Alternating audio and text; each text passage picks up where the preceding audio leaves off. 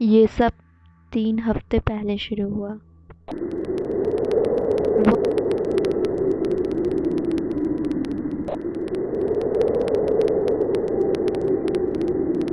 وہ اپنے کمرے کی کھڑکی سے آتی ہوئی اس آواز سے جاگ گئی۔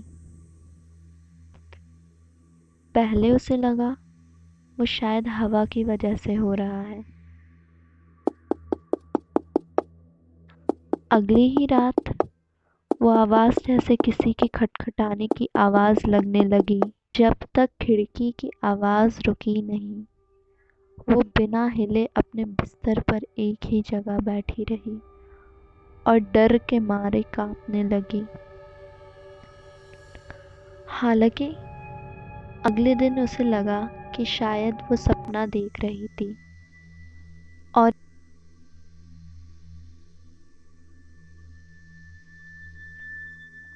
اس کا روم تیسرے فلور پر تھا اور آس پاس کوئی پیڑ یا پائپ بھی نہیں لگے ہوئے تھے جس سے کوئی بھی چڑھ کر اوپر تک آ سکتا۔ ویسے بھی رات کو ایسی آوازیں ہوا تیز ہونے سے بھی آ جاتی ہیں۔ ایسا سوچ کر اس نے اپنے آپ کو سمجھانے کی کوشش کی۔ 2 ہفتے بیت گئے۔ ایک دن وہ نیچے والے روم میں کمپیوٹر پر کچھ ٹائپ کر رہی تھی۔ اس نے پھر سے کھڑکی میں وہی آواز سنی۔ ایک پل کے لیے وہ سہم سی گئی۔ پھر وہ کھڑکی کی طرف مڑی۔ کھڑکی کے باہر ایک چھوٹا سا لڑکا الٹا لٹکا ہوا تھا۔ کھڑکی سے بس اس کا سر ہی دکھ رہا تھا۔ اس کا چہرہ بالکل بے جان، پھیکا اور بال لمبے لمبے جیسے مٹی میں سنے ہو۔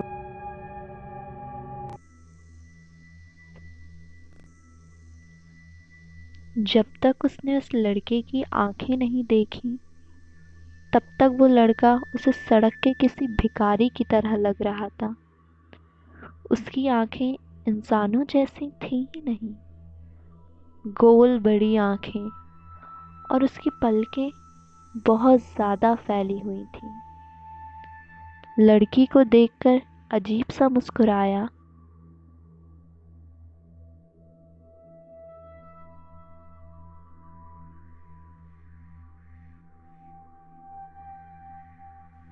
اور ویسے ہی الٹے لٹکے ہوئے اس نے کھڑکی کو کھٹکھٹایا۔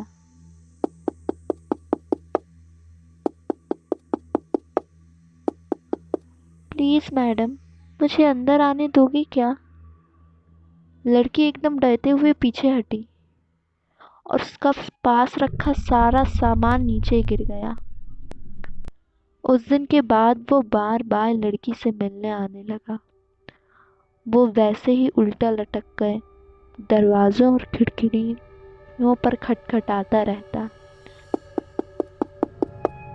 نہیں، بالکل نہیں، چاہے کچھ بھی ہو جائے کھڑکی اور دروازہ مت کھولنا۔ جب وہ لڑکی سو کر اٹھتی تھی تو وہ اسے کھڑکی سے جھانکتے ہوئے دکھ جاتا تھا۔ وہ اپنی کھڑکی دروازے ہمیشہ بند کر کے رکھنے لگی اور کھڑکی سے آتی ہوئی آوازوں پر اس نے دھیان دینا ہی بند کر دیا تھا۔ بار بار کھڑکی کے کھٹکھٹانے کی آواز آتی اور پھر اس لڑکے کی، پلیز میڈم، مجھے اندر آنے دو گی کیا؟ اس لڑکی کا دماغ خراب ہوتا جا رہا تھا اور وہ اندر سے تھوڑا ہل سی گئی تھی۔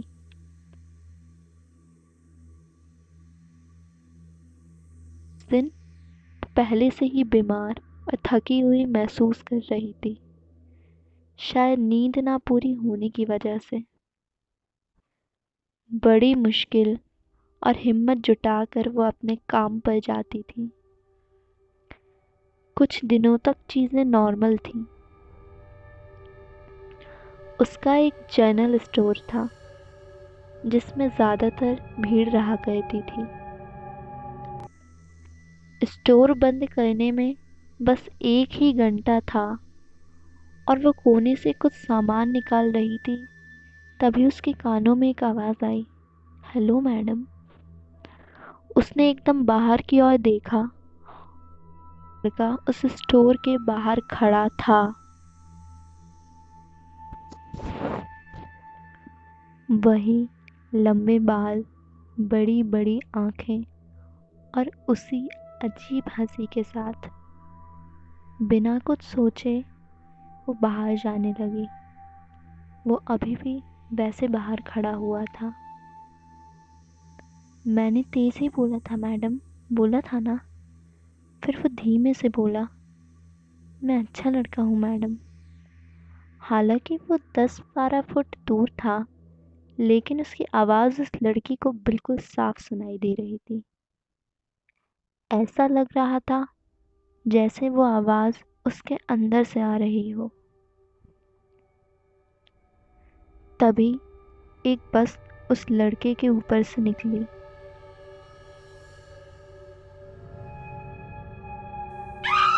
लड़की चीखी और दौड़ती हुई उस जगह पहुंच गई जहां लड़का खड़ा था, पर वहां कोई भी नहीं था।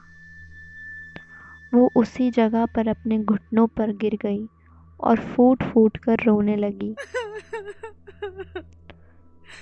उसे करीब आधा घंटा लगा वापस ठीक होने में। वो स्टोर बंद करके और सीधा अपने घर चली गई।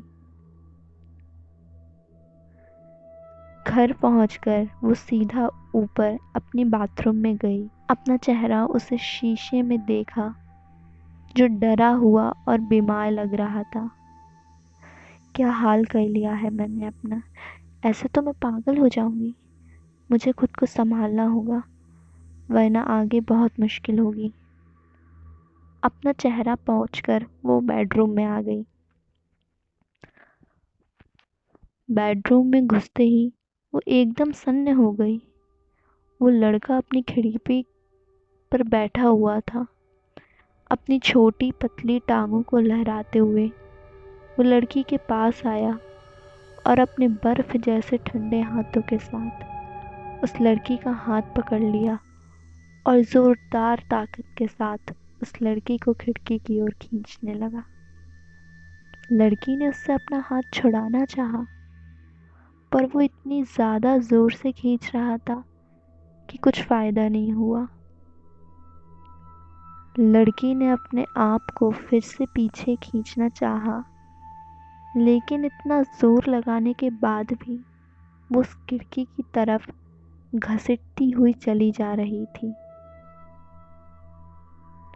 जब उस लड़की ने डरते हुए प्लीज़ कहा और उसकी जैसे आवाज़ निकलनी ही बंद हो गई। मैंने भी प्लीज़ कहा था ना। लड़की को तभी लगा कि वो जैसे उस खिड़की पर अपने आप चढ़ रही थी। मैं एक अच्छा लड़का हूँ मैडम, मैं बहुत अच्छा हूँ मैडम। वो आवाज़ फिर से लड़की के कानों में गूंजी। लड़की को उस लड़के की ठंडी सांस और वो सड़ी हुई गंध महसूस हुई। उसे लगातार अपने चेहरे पे चांद की रोशनी और तेज हवा लग रही थी। उस रात 3rd फ्लोर की खिड़की से लोगों ने गिरते हुए देखा एक लड़की को। अगले ही दिन पुलिस को लड़की के कमरे से उसी की लिखी हुई चिट्ठी मिली, जिसमें लिखा था वो जिंदगी से तंग आकर खुदकुशी कर रही है।